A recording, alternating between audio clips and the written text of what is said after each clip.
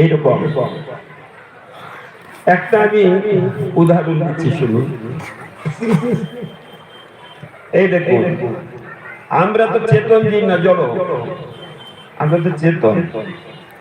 জড় বস্তু পর্যন্ত বৈষ্ণবের সান্নিধ্যে এলে তারা পূজার পাত্র হয়ে যায়। আর চেতন জীব তার কি হতে পারে?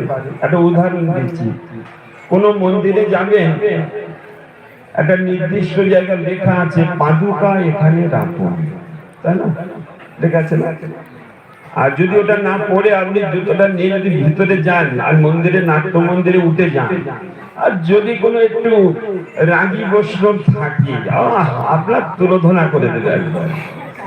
হ্যাঁ, আমাদের মুকুন্দ বাবু যদি থাকে, আর ভজন বাবু যদি থাকে, চৈতন্য বাবু যদি থাকে, ও একদম তখন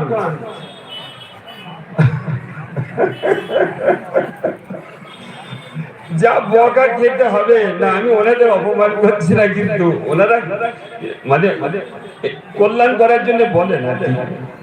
হ্যাঁ, যেগুলো আসতে নেই আপনি আসছেন কেন, তাহলে বকা খেতে হবে ভালো করে। কিন্তু সাধারণ যে লোক ওই জুতোটা পরে মন্দিরে গেলে বকা খেতে হয়।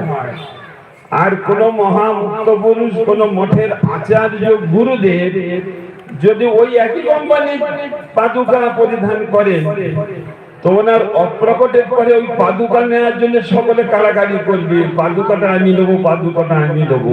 আর ওই পাদুকা একদম সিধা মন্দিরে একটা কাঁচের আলমারি করে ওখানে রাখা হবে, যা প্রতিদিন ফুল দিয়ে পূজা করে প্রণাম করবেন, এই আমার গুরুদেব। এই যে বোঝা গেল।